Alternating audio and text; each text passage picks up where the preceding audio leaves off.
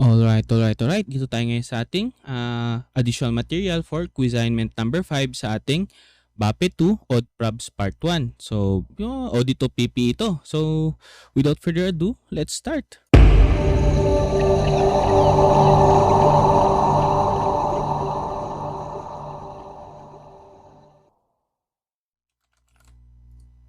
So, yun. Question number 1. Okay, adjust natin. Okay. So, various equipments used by Basun Company in its operations are either purchased from dealers or self-constructed. So, dalawa. So, the following items for two different types of equipment were recorded during the calendar year 2014. So, ito, manufacturing equipment, self-constructed. Ito yung mga details, yeah? Materials purchase, Basun failed to take that 2% cost discount, imputed interest, yeah, labor cost, overhead cost, gain on self-construction, installation cost. Ito naman, yung equipment na pinurchase niya. So, cash paid, freight, cost of moving equipment ito place store, wage cost, insurance, special plumbing fixtures, repair cost. So, basically, madali lang to eh. Alam naman sa PPE, di ba? Procedural siya. Ang nagpapahirap lang sa audit of PPE, masyadong mahaba, di ba? Masyadong maraming details, masyadong maraming factors. Kaya may nagmumukhang mahirap ang audit of PPE. Pero in essence, madali lang siya. Laborious lang nga talaga. So ang unang question, what is the total cost of the self-constructed equipment? So ito. So anong cost? Itong material and purchase parts as at gross invoice price for 50, anong ilalagay mo? Ito na lang, 441 net of the 2% cash discount. So, 450 times 98%, 441. Bakit? Because the purchase materials, yeah, the cost of the purchase materials and parts is net of 2% discount for the reason that the equipment should be recorded at its cash price equivalent. Huwag niyo yung kakalimutan, di ba? Napaka-basic pero crucial. Next, labor cost, yan kasama. Overhead cost, kasama. Installation cost, kasama.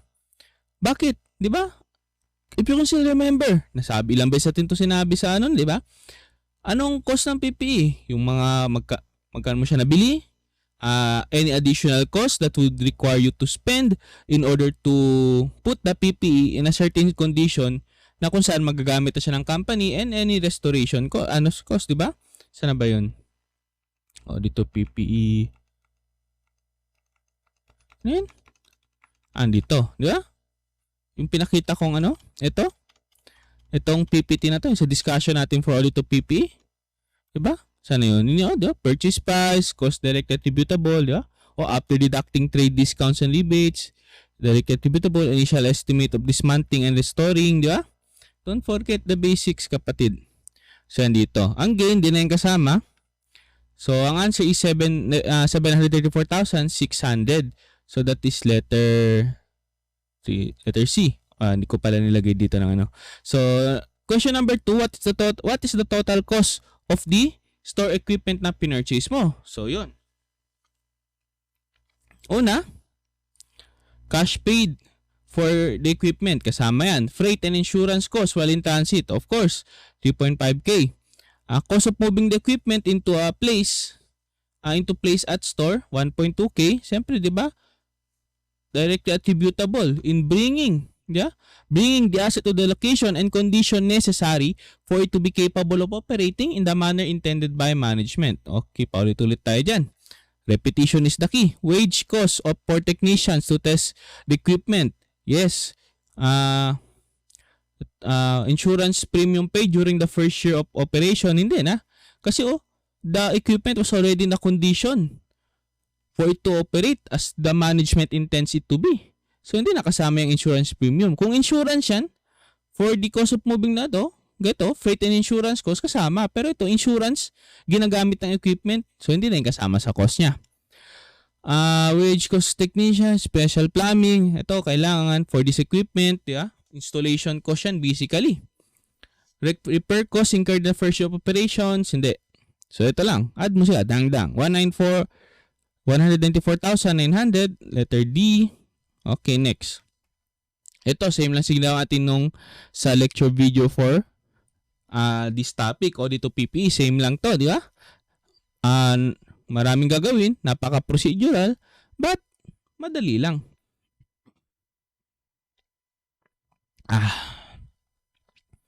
So yun, in 2012, Sahnay Mining Company purchased property with natural resources for 12.4 million. So the property was relatively close to a large city and had an expected residual value of 3 million. However, 1.2 million will have to be spent to restore the land for use. So alam mo, mag-affect yan dito sa 3 million residual value mo. So the following information relates to the use of the property. So noong 2012, Sahnay spent 800k sa development cost and an additional 600 para magtayo ng building sa property. Now, Sahnay does not anticipate the building will have any utility after the natural resources are depleted. So, alam niyo nang gagawin diyan, nakadikit sa usage ng natural resources yung pag-depreciate mo sa building. In 2013 and 2015, so 600k and 1.6 million yung nagastos niya for additional development costs. So 600 sa 2013, 1.6 M sa 2015. Then the tonnage mined and estimated remaining tons for years 2012 and 2016 to 2016, are as follows. So year 12, wala nangyari, estimates. So 2013, 1.5, so 3.5 na natira. 2014, 1.8, 2 million. 1.70, so on and so forth. Sa 2016, na-extract na yung remaining parts, wala na nang tira. Yeah? So based on the preceding information, calculate the depletion and depreciation for the years 2013, 14, 15, and 16. So palit-ulit lang to. So yun, hanapin mo natin yung depleted cost niya. The cost of plant, 12.4 million. Plus, diba, to? Plus yung development cost. So sa 2012, meron kang 800 development cost. Sa 2013, napagastos ka ulit ng 600. So, naging total niya, 13.8. Pero may residual value ka, expected residual value of 3 million. However, magagastos ka pa ng 1.2 million para i-restore to. So, kaya dito, net of restoration cost, 3 minus 1.2 million, 1.8. Which, kung saan, naka-arrive tayo sa depleted cost niya, 12 million. So, ngayon, diyan mo na i-divide si estimated reserve. So, depletion rate per ton natin, 2 pesos and 40 cents. So, multiply mo yan sa extracted, basic, 3.6 million ang depletion mo for 2013. Or you could just simply do it by 12 million times 1.5 divided by 12 million times the fraction of 1.5 representing the extracted and 5 million representing the estimated reserve, di ba? Napakadali, di ba? Ganun mo lang, 12 times 1.5 over 5. Okay, it will arrive to 3.6 rin yan.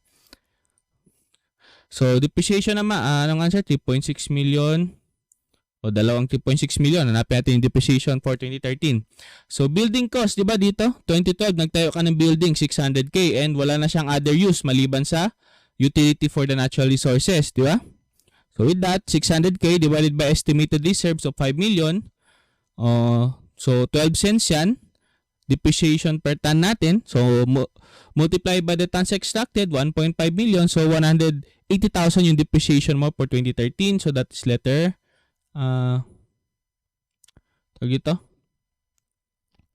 hindi man siya necessarily letter A kasi shuffle yan eh. So hanapin natin 3 letter ito. Letter A, naka-shuffle eh. So 2014 naman tayo, same this. Okay, ito, remaining depletable cost, di ba? Kasi 12 million minus 3.6 M, di ba? 8.4 divided by the estimated reserves. Tag dito? Wait, bakit 3.8 ilagay ko? Estimated reserves 3.5 ton 8.4 divided by 3.8, magmali to.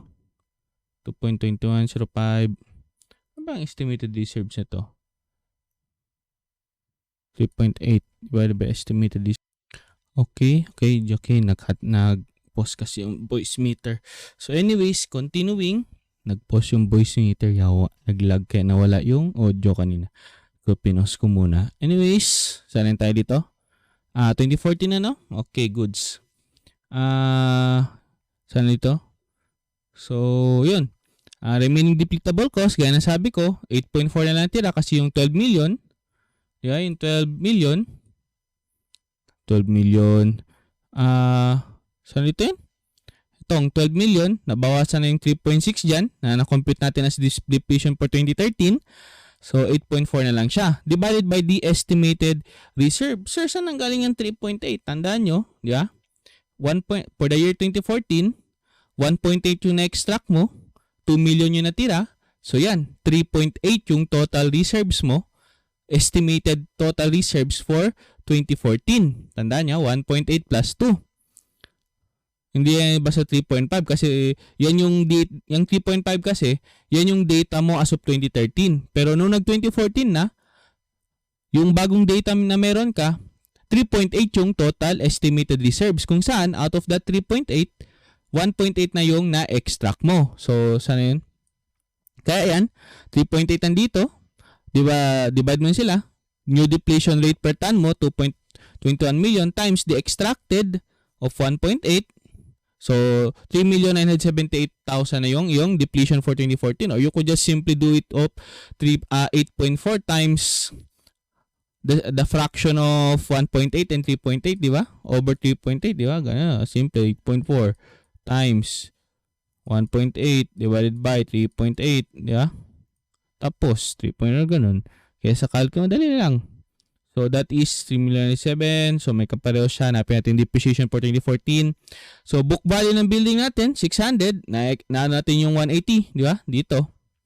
So, divide natin by the estimated reserves of 3.8. So, depreciation sa 1.8. So, 198 na. Depreciation niya for 2014. So, you can just simply do it 420k times 1.8 divided by 3.8. Di ba? So, answer dyan, 3.978 and 198. 2015 naman tayo. Ano yung bagong data? Yeah? 2015, 1.7 yung na-extract remaining. So, is 900. So, paano compute yan? 900 plus 1.7. Ang total estimated reserves mo as of 2015 is 2.6. Pero tapos out of that 2.6 million, ang na-extract mo na is 1.7. So, yan. Same lang. Same lang gagawin natin. Dang minus yung sa 2013 na na deplete mo na. Minus yun yung sa 2014 na deplete mo na. Development cost, etc. Diyo lang. Diyo, pareho lang. Pagdating sa so ang answer dito, 3.944 and 153,000. Next is yung sa 2016 naman. Sa 2016, 900k wala nang estimated. So, goods na. Lahat-lahat yan. Remaining depletable cost, yeah? At the beginning of 2015, 26.092 minus the depletion of 2015, depletion mo for 2016, kung anong natira, yun na kasi wala na eh. Naubos na. Same din dito. Building, depreciation, 69. Nice. So, procedural, madali lang. Let's go to revaluation. Pagdating sa PPE, yung revaluation yung pinaka-tricky. Diba? Yan yung, kasi madali lang PPE. Mahaba lang. Sa pinaka-tricky sigurong topic niya. Diba?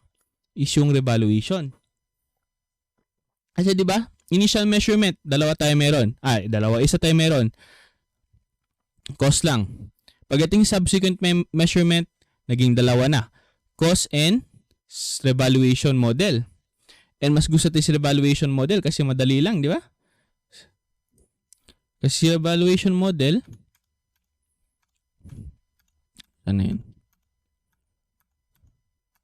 Yan lang, di ba? Cost minus any less accumulated depreciation and accumulated impairment loss after its initial recognition. So, evaluation model naman, yan na mga fair value changes are accounted for in subsequently valuing items of PPE. Fair values can be measured reliably and shall be, carried at revalued amounts being its fair value at the date of revaluation, any subsequent accumulated depreciation and subsequent accumulated impairment loss. So ito yung di ba? Kung sila remember, balikan niyo yung book ni Zeus kung na-loss na kayo sa revaluation model kasi di ba meron yung cost approach, meron yung market approach, meron yung income approach, then Under them, meron yung proportional model and yung elimination model, and mas nagigets natin yung di ba? Mas madaling intindihin yung proportional model kasi may sarili sang table, di ba? Kaya i-input mo lang diyan, makikita mo na yung answer, di ba? Historical cost, less yung accumulated depreciation niya para malaman yung carrying value niya or book value. Replacement cost, yeah. Yan yung dito sa dito naman yung definition, but anyways, accumulated depreciation, the assumed one. What do you mean by assumed one? Dito rin yung explanation yan, yeah. Equals to the sound value. Then makikita mo increasing cost, increasing accumulated depreciation, and revaluation surplus. So anyways, replacement cost pertains to the price to purchase a brand new asset similar or identical to the asset being revalued. Sound value pertains to the fair value of the items of the PPE. So take note, be careful kung ano yung sasabihin na value, yung new value ng PPE. Kung sabihin niyang fair value, di ba, it pertains to the sound value. Kasi tiyan mo, difference sila malaking difference yan. Kung sabihin nilang replacement cost, di ba? Replacement cost yan. So, dito mo sila lagay. So, be careful huwag mo interchange siyang dalawa. So, the sound value also represents the depreciated replacement cost as presented in the value, the table above. Yeah? Ganyan. Huwag mo interchange tong dalawa. Si sound value, pag sinabing the new fair value of the equipment, yun, sound value yun. Or pag sinabing replacement cost of the equipment, yun, alam mo ng replacement cost yun, di ba? Be careful lang. Be careful with my heart. So the revaluation surplus, the excess of the revalued amount over the carrying amount of the asset on the date of revaluation. Revaluation surplus is an equity account and presented under the other comprehensive income. Now take note, di ba? Itong revaluation surplus, usually ang ginagawa natin yan, net of tax. Net of tax yan. Kasi, example, ang tax rate na nilagay sa problem is 30%. So, ang nilagay mo lang na revaluation surplus, net of tax, is yung 70%. Yung other 30%, di ba, credit, deferred tax liability. So, don't forget about that, Pero pag sinabi ng problem na ignore ang tax, then yung buong buo, revaluation surplus. No? Pero pag may binigay na tax rate, okay, net of tax dapat yung revaluation surplus. Huwag niyo kalimutan yung mga basics na yan.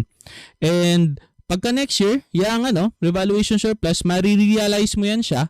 So ngayon, i-reclassify mo siya papunta ng retained earnings mo pagka next year. And yung deferred tax liability na record mo kasabay niya, magiging income tax payable na. So yan yung mga basics, di ba? Huwag niyo kalimutan yan. Kung loss talaga kayo sa revaluation surplus, pwede nyo balikan yung book ni Zeus. Yung discussion sa book ni Zeus kasi Zeus ata yung gamit nyo sa undergrad nyo, di ba? So anyways, yun, concept of assume, accumulated depreciation, as alam niyo na, para pag ginagamit yung word na assume, as if kapag yan yung ginamit at the first place, di ba? So anyways, ito additional notes na lang. Percentage depreciated. So kung 30% tayong depreciated dito, 30% tayong depreciated dito na gagamitin. Basically ganun. Kung 40% tayong depreciation dito, edi 40% din. Kaya hindi ganito. So anyways, short discussion lang yan. Recap lang yan, revaluation surplus kasi nga isa yun sa mga tricky part sa PPE.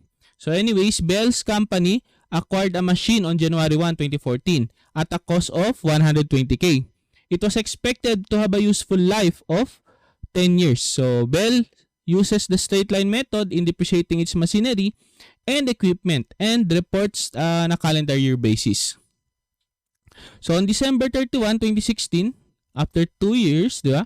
The machine was appraised as having a gross replacement cost. So alam niyo na, ilagay sa taas ng of 150K. So Bell's applies the revaluation model in valuing this class of PP after its initial recognition.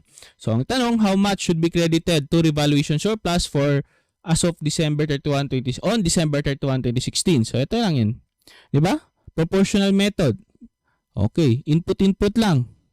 Machinery, accumulated depreciation, net niya. Diba? Cost, 120. Yung accumulated depreciation mo for the cost is magkano? Diba? Straight line method.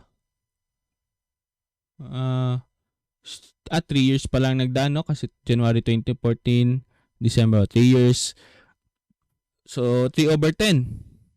So, 120, di ba? Straight line method, 3/10. Accumulated depreciation is 36. So, ang net mo, or ang book value, carrying value mo for the cost is 84K. Sa replacement cost naman, ang sabi, 150 yan. Oh, simple lang. Same lang. Di ba? Since 3/10 na yung nagdaan, so assume depreciation mo, assume accumulated depreciation, so 3/10 rin. So, 45 ang assume accumulated depreciation mo. So, ang net, or ang sound value, or ang fair value, is 105K. So, 120K minus 150 minus 1, nag-increase ng 30K. Accumulated depreciation, nag-increase ng 9K. And may revaluation surplus ka of 21K. So, how much should be credited daw ang tanong? So, ang sagot, 21K.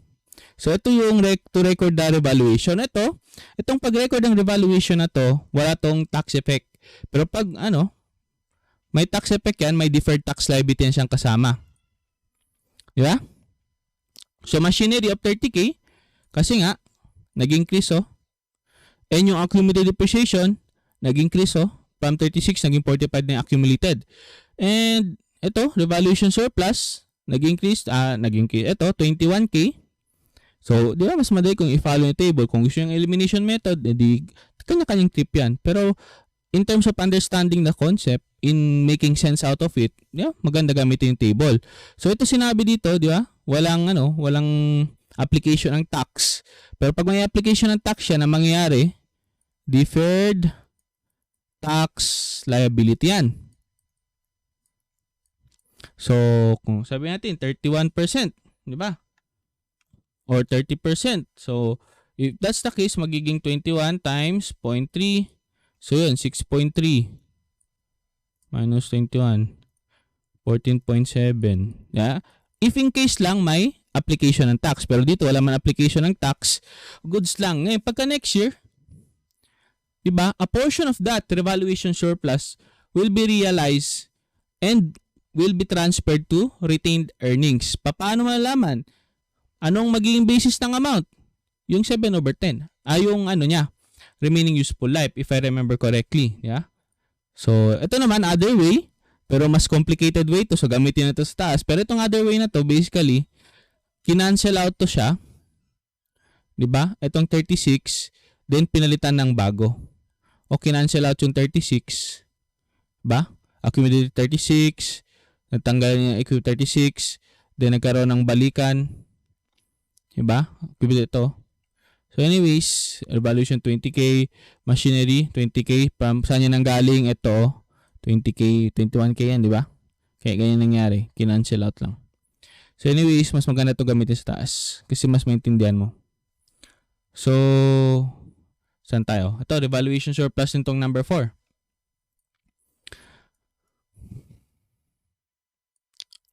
So, the statement of financial position of Angklung Company on December 31, 2016 showed the following PP items after recording depreciation.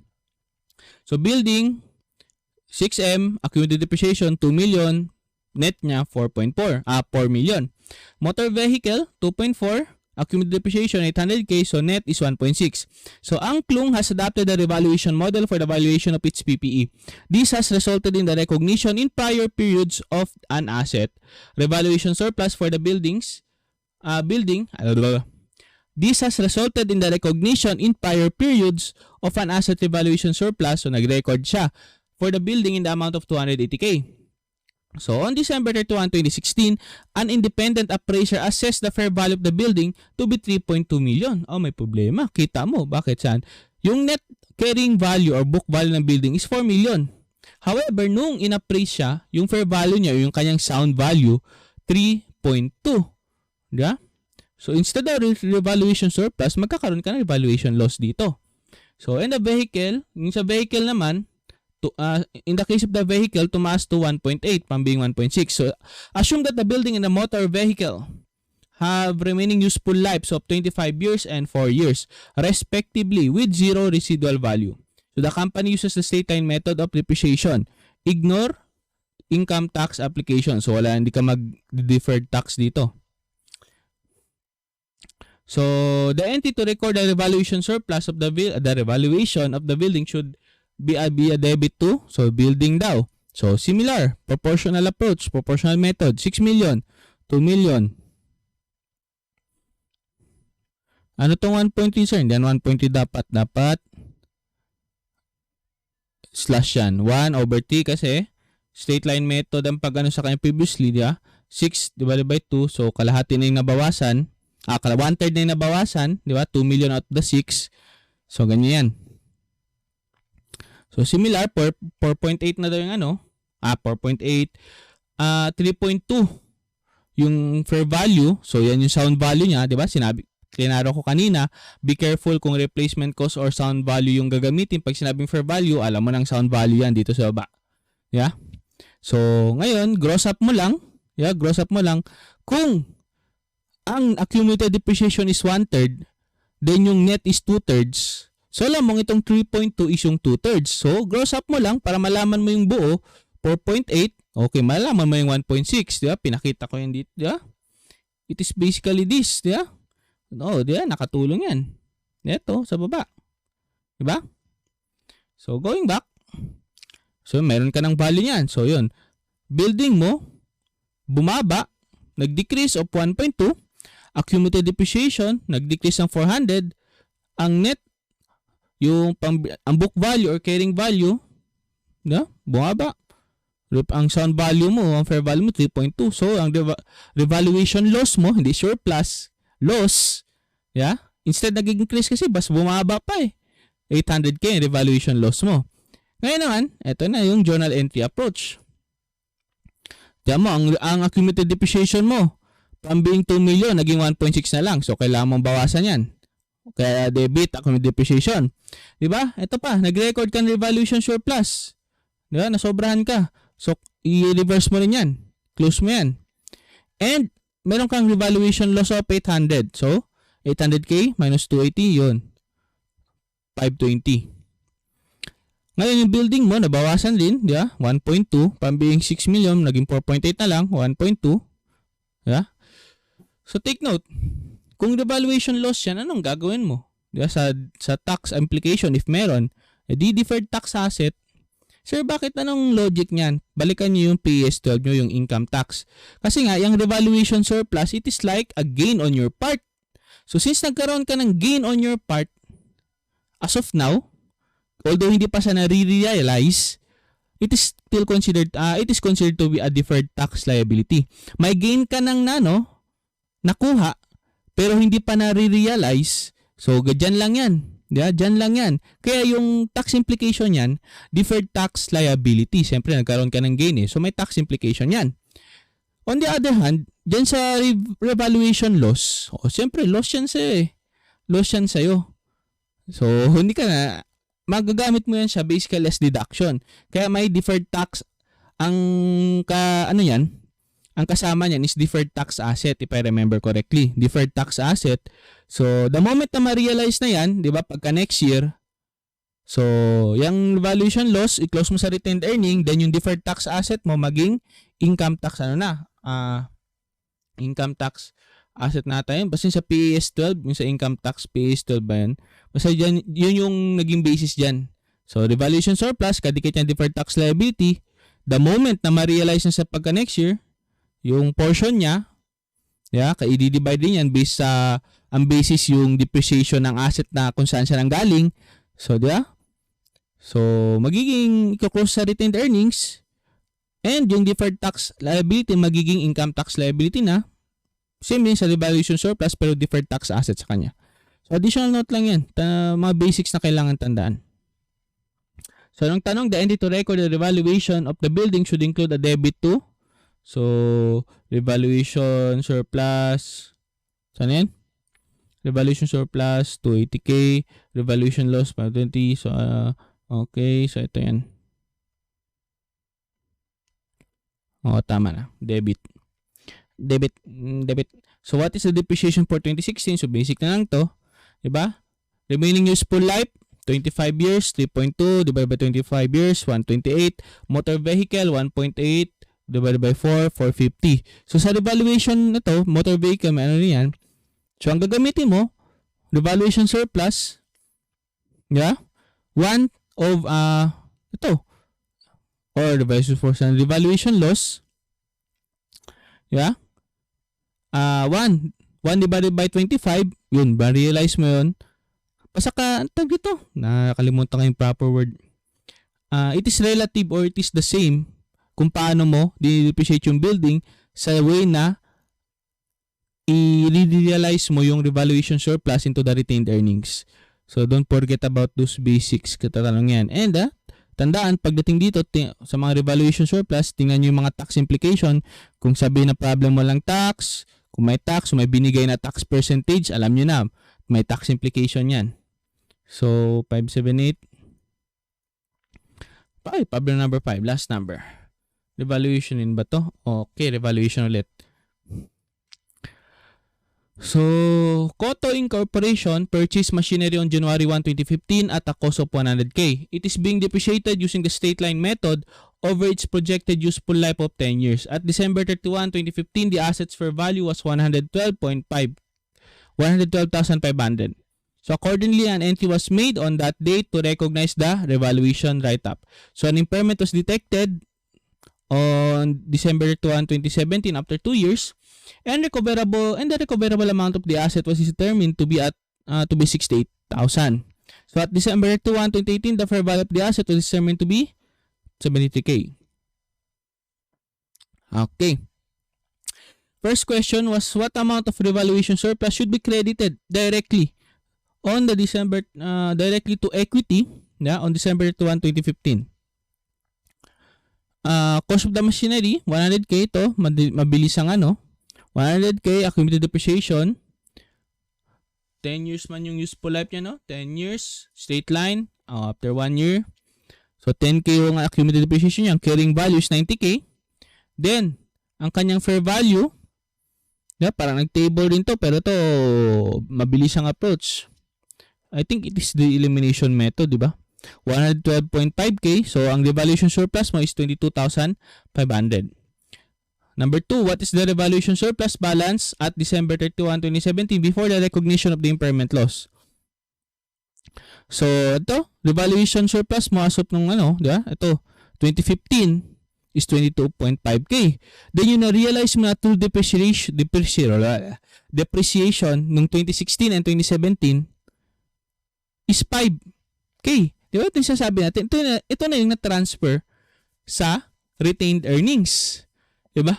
Then yung basis kung magkano yung matatransfer is kung ano yung method of depreciation na ginamit mo after mong nag-revalue. So in this case, ito yun. 22,500K. 2 years na nagpass. So 2 out of that 9 years, okay, yun ang matatransfer sa retained earnings. So kaya dito, itong ginamit na dito, 22.5 divided by 9 times 2, pwede mo nang gamitin yung saan yun? Uy, bakit tatlong calc yung naka-open? Yung 2 divided by 9 times 22.5. Diba? 2 years nang nag-lapse, 9 years pag remaining. So, 2 out of that 9, matatransfer na, realize. Ito yung sasabi natin kanina. So, balance before impairment recognition is 17.5. So, what amount of impairment loss to be reported on Koto's income statement for the year 2017? The amount of impairment loss to be reported on Koto's income statement for the year 2017 is, so, fair value of the machine as of December 2015, 112, less the depreciation after 2 years, 25K, carrying value is 87.5K, then, recoverable value mo na lang is 68, diba? Decrease in value is 19.5.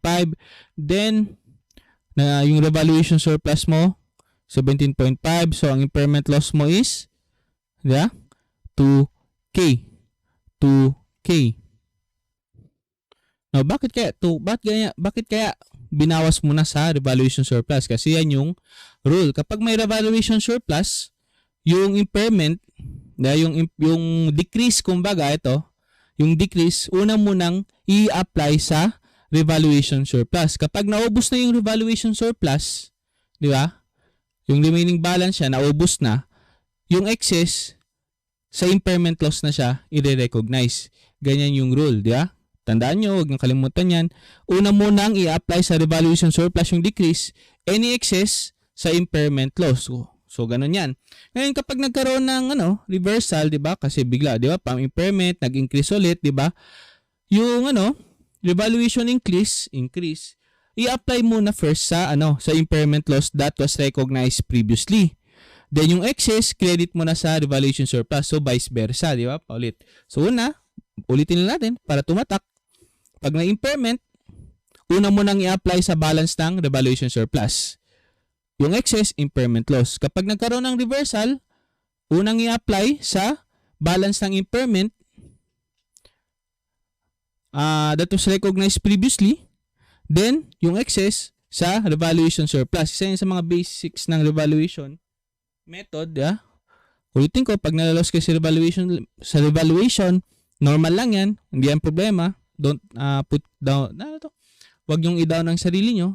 Balikan nyo lang yung basics na diniscuss sa preferably sa book ni Zeus. Mas madali doon maintindihan kasi undergrad discussion talaga. Anyways, so yan yung natin 2K. So that is our discussion for audit of PPE. So yun. Ang final exam natin is audit of cash, audit of receivables, audit of inventories, audit of investment, and audit of PPE. So with that said, okay, bye-bye. Love you.